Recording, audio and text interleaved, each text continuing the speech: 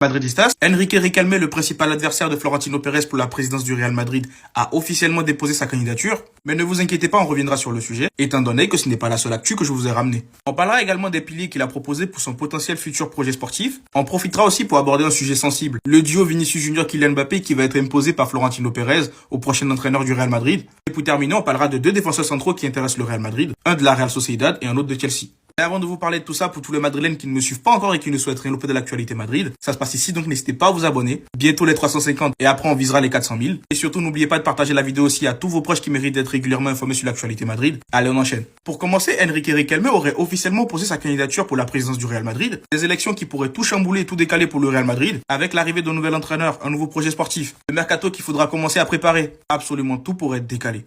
En plus, Enrique Riquelme veut débarquer au Real Madrid avec deux arguments très lourds. Les premiers piliers de son projet sportif qui seront Erling Haaland et Jürgen Klopp. Même d'après certaines sources, il aurait déjà commencé des discussions directes avec leurs agents. C'est son projet sportif. Alors sa stratégie n'est pas du tout nouvelle, parce qu'on se rappelle, en tout cas moi je me suis renseigné, en l'an 2000 quand Florentino Pérez accède au pouvoir, il vient avec une promesse de ramener Luis Figo, et c'est ce qu'il a fait au final. Et à vrai dire, c'était l'un des arguments qui l'a fait gagner les élections. Maintenant la question qu'il faudra se poser est de savoir vers quel côté vont pencher les socios, le projet d'Enrique Riquelme avec Haaland et Jürgen Klopp, ou le projet de Florentino Pérez avec Vinicius, Mbappé, José Mourinho, Toni Kroos.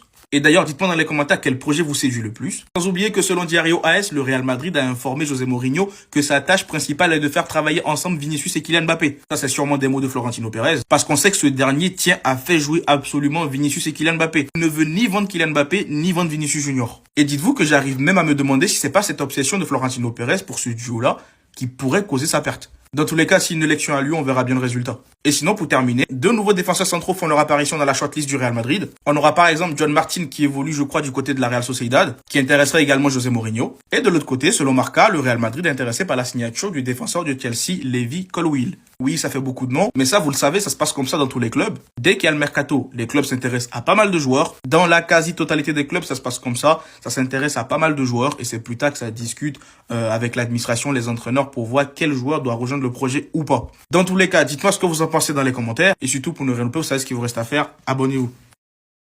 Madridistas, j'espère que vous allez bien. Je viens vers vous ce beau jeudi matin avec quelques actus du côté du Real Madrid. On parlera des deux pistes du Real Madrid pour le poste de numéro 9 lors du mercato prochain. On parlera également de Sandro Tonali qui souhaite quitter Newcastle et qui d'ailleurs était dans la shortlist du Real Madrid. Oui, encore du Rodri, parce que Fabrizio Romano nous a amené des nouvelles un peu plus fiables. Et je terminerai la vidéo en vous expliquant pourquoi j'ai confiance en José Mourinho, surtout quand il s'agit des transferts. Je vous rappellerai quelques noms qu'il a fait signer au Real Madrid. Avant de vous parler de tout ça, pour tous les Madrilènes qui ne me connaissent pas encore et qui ne souhaitent rien louper de l'actualité Madrid, ça se passe ici, donc n'hésitez pas à vous abonner. Et surtout, n'oubliez pas de partager la vidéo à tous vos proches qui méritent d'être régulièrement informés sur l'actualité Madrid. Allez, on enchaîne. Alors pour commencer, les nouvelles nous viennent tout droit d'El Chiringuito. Ils ont partagé des informations supplémentaires sur les deux neufs qui sont dans la shortlist du Real Madrid. Alors, on était déjà au courant pour Victor Osimhen, mais ils ont tenu à préciser que José Mourinho aurait déjà deux priorités pour l'attaque du Real Madrid. Victor Osimhen serait la priorité numéro 1 du Special One, ça on le savait déjà. Par contre, Dusan Vlahovic représenterait l'alternative principale. Alors pour ceux qui s'en rappellent, il y a quelques jours, certains médias nous disaient que Vlahovic aurait été proposé à deux grands clubs de Liga et que l'Atlético Madrid ne faisait pas partie de ces clubs. Donc par déduction, on nous parlait sûrement du Real Madrid et du FC Barcelone. Mais avec les infos des Chiringuito, on peut finalement déduire que Vlahovic a été proposé potentiellement au Real Madrid.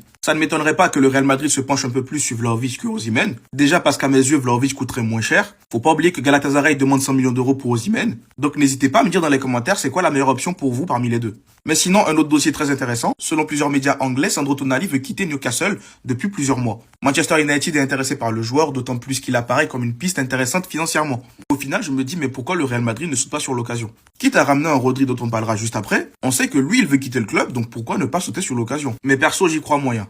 Et d'ailleurs, en parlant de Rodri, Fabrizio Romano nous a ramené des détails supplémentaires sur le dossier. Il nous fait comprendre que Rodri veut absolument rejoindre le Real Madrid un jour et la porte lui est ouverte. Cependant, cela dépend de ce que préfère le Real Madrid. Le club ne veut pas dépenser une somme folle pour lui. Et d'après certaines recherches, j'ai cru comprendre que le Real Madrid ne veut pas dépasser les 50 millions d'euros pour Rodri. Après, c'est un bon profil, y a pas de souci. Mais le problème pour moi, ça reste ses pépins physiques. Donc pour tous ceux qui n'en veulent pas de Rodri au Real Madrid, dites-vous que le Real Madrid considère Rodri comme une piste sérieuse. Donc que ça ne vous choque pas s'il débarque au club. Et pour terminer, oui, j'ai une confiance absolue en José Mourinho pour tout ce qui concerne le mercato, surtout quand on voit qu'il insiste beaucoup pour Morten. Et petit rappel pour ceux qui l'ont oublié, Mourinho lors de son premier passage nous a fait signer Luka Modric. On connaît son histoire avec le club. Il nous a signé Ozil, Di Maria et même Khedira. C'est pour vous dire à quel point Mourinho a toujours eu le flair pour ce genre de truc. Mais sinon, dites-moi ce que vous en pensez dans les commentaires. Et surtout pour ne rien louper, vous savez ce qu'il vous reste à faire. Abonnez-vous. José Mourinho aimerait bien recruter 2 joueurs pour concurrencer Kylian Mbappé. On va voir de qui il s'agit. Allez, encore une information assez intéressante qui nous vient d'Espagne. Et visiblement, le nouveau coach du Real Madrid, en tout cas le futur coach du Real Madrid, veut recruter en attaque un remplaçant concurrent, on va dire, pour Kylian Mbappé. Donc il y a 2 joueurs qui lui plaisent beaucoup. D'abord Victor Osimhen et ensuite Dusan Vlahovic. Bon, vous savez que je suis pas le plus grand fan de Mbappé, mais bon, voilà, Vlahovic, franchement, voilà quoi. Après, voilà, c'est pas uniquement pour concurrencer Mbappé, c'est aussi pour être son remplaçant. Donc, voilà, peut-être que Vlahovic, dans un rôle à la Joselu, ça pourrait être pas mal. En tout cas, la source de ce que je viens de vous raconter, c'est l'émission El Chiringuito, et là, je vous ai mis l'article de Foot Mercato à ce sujet. Donc voilà, pour résumer, Mourinho, il veut un numéro 9 remplaçant, mais aussi capable de concurrencer Kylian Mbappé, et il pense à Osimhen et à Vlahovic. Et évidemment, alors, je préfère préciser au cas où, ce serait juste un des deux. Voilà, ce serait pas les deux. Ce serait soit Osimhen, soit Vlahovic, et pas les deux. Sachant qu'il y a quelques temps, il y avait déjà des informations qui expliquaient que Mourinho pourrait aussi faire jouer Kylian Mbappé sur le côté droit. Donc voilà, si le Real Madrid parvient à recruter un numéro 9, Osimhen par exemple, eh bien ça pourrait jouer avec Vinicius, Osimhen en pointe et Mbappé à droite par exemple. Mais là, c'est juste des suppositions les gars, voilà. C'est juste moi qui fais mon Netflix. En tout cas, si toi tu devais recruter un numéro 9 pour le Real Madrid, qui ce serait? Dis-moi tout en commentaire et si tu veux être au courant de toute l'actu du Real Madrid, comme d'habitude, je t'invite à t'abonner. 2 énormes informations sur le Real Madrid qui peuvent clairement changer l'avenir du club. On va voir ça tout de suite. Allez, accrochez-vous parce qu'il y a du très très lourd et du très important aujourd'hui. La première information, c'est que Florentino Pérez va avoir un rival pour les élections présidentielles. Enrique Riquelme a confirmé qu'il se présentera aux élections du Real Madrid et c'est un rival très très sérieux pour Florentino Pérez. Voilà, c'est un businessman qui a fait fortune dans le domaine de l'électricité, de l'énergie. C'est quelqu'un qui a beaucoup d'argent, beaucoup d'influence. Il peut compter sur le soutien de personnalités importantes comme Casillas, comme Sergio Ramos, etc.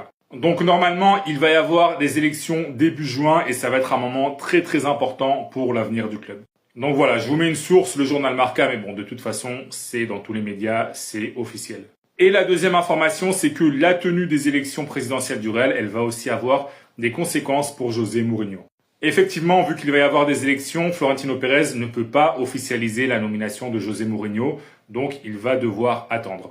Donc si Florentino Pérez gagne les élections, voilà, il sera annoncé plus tard, mais si c'est Enrique Riquelme qui gagne, eh bien, Mourinho ne devrait pas revenir au Real Madrid vu que Riquelme choisira un autre entraîneur.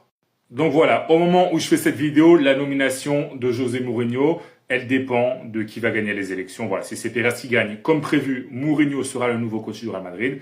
Mais si Pérez perd, eh bien Mourinho ne reviendra pas.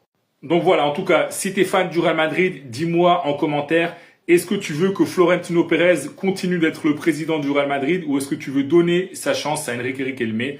Dis-moi toi en commentaire et si tu veux être au courant de toute l'actu du Real Madrid, comme d'habitude, je t'invite à t'abonner. José Mourinho a demandé pas moins de 7 joueurs différents au Real Madrid pour pouvoir signer évidemment une véritable révolution au Real Madrid. Il faudra évidemment faire beaucoup de place dans le sens des départs avec les fins de contrat, les joueurs qui partiront en prêt et les joueurs qui seront définitivement vendus pour faire de la place au niveau de la masse salariale, des indemnités de transfert et de la trésorerie pour acheter ensuite certains joueurs qui vont coûter très cher à des lignes et des postes ultra importants à combler. Mais Mourinho, au-delà des Nico Paz, des Hendrick qui vont revenir au Real Madrid et éventuellement Victor Munoz ou Jacobo Ramon, il a demandé en priorité, en défense par exemple, William Saliba qui est bien sûr à Arsenal, qui a remporté la Première Ligue, qui peut encore remporter la Ligue des Champions en finale contre le Paris Saint-Germain d'ici quelques jours, qui coûte 90 millions d'euros, qui est en fin de contrat en 2027, qui pourrait partir d'Arsenal avec du coup cette fin de cycle et apporter une nouvelle dimension à sa carrière. Le Real Madrid à court terme aura du mal à sortir cette somme pour un joueur qui pourrait être libre dans pas longtemps. Dans le cas où il ne viendrait pas, Mourinho a demandé Bastoni, qui est bien sûr actuellement à l'Inter, qui pourrait le laisser partir soit au Real ou au Barça pour une somme comprise entre 50 et 60 millions d'euros, un joueur très bon, très complet, très imposant, qui pourrait beaucoup apporter au Real Madrid dans une défense assez décimée et limitée. On aurait après, en arrière droit pour remplacer Carvajal, Pedro Porro, qui joue à Tottenham, une équipe qui n'est pas encore sauvée de la relégation, mais qui n'aura pas de Coupe d'Europe et pas les moyens de retenir tout le monde. et qui pourrait coûter 30 millions d'euros. Au milieu de terrain, on aurait Morten Hjulman, en tout cas qui joue actuellement du côté du Sporting Portugal, milieu de terrain danois de 27 ans qui coûterait 50 millions d'euros, qui a tapé dans l'œil de Mourinho qui entraînait Benfica et qui l'a vu jouer de près dans le championnat portugais, qui joue le même poste que Tchouaméni, milieu de terrain complet, agressif, capable de dominer et de contrôler le jeu. On a également Rodri qui veut venir au Real Madrid parce que City va perdre Guardiola et globalement à 1 an ou 2 de la fin de contrat de Rodri qui n'a pas prolongé, ce serait une bonne idée de le vendre vu qu'en plus avec les croisés tout ça, City pense que ce serait le moment de changer de joueur. Et sinon à côté tu as aussi Bernardo Silva qui est proposé par Jorge Mendes et Mourinho parce qu'il est en fin de contrat à City et peut beaucoup apporter pour encore 2-3 ans dans un championnat comme la Liga, moins physique que la Première Ligue et où le technique prime et où le milieu de terrain du Real est globalement décimé et surtout pas au niveau techniquement parlant. Et en attaque, Mourinho demanderait un vrai numéro 9 comme Victor Osimhen pour jouer avec Vinicius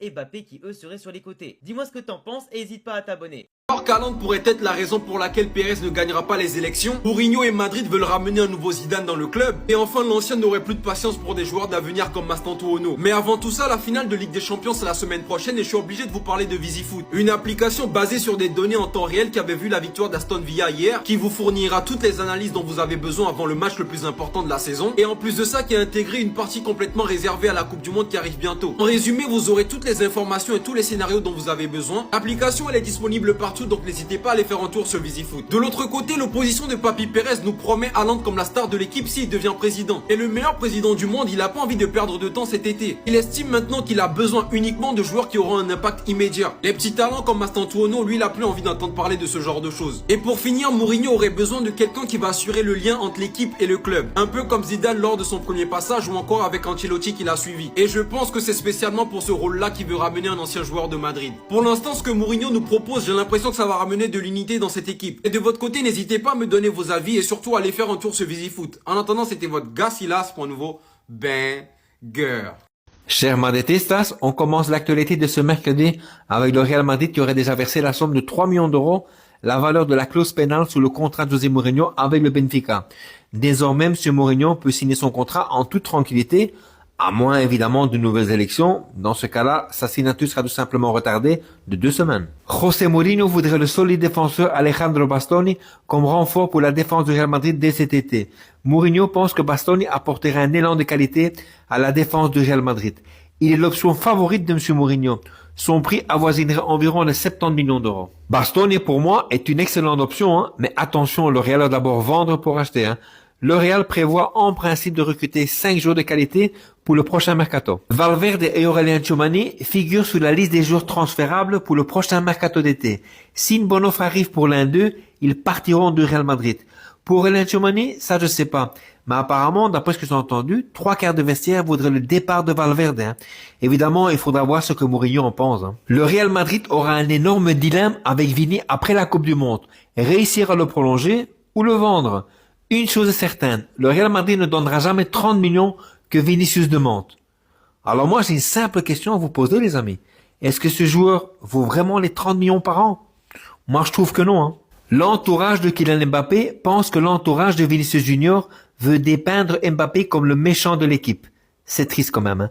Les relations entre les joueurs ne sont pas au mieux, mais il y a cette rivalité de savoir si seulement l'un des deux peut rester, qui ce sera. Maintenant, il faut avouer que malheureusement, ce dernier temps, il y a une campagne malsaine autour de ces deux joueurs.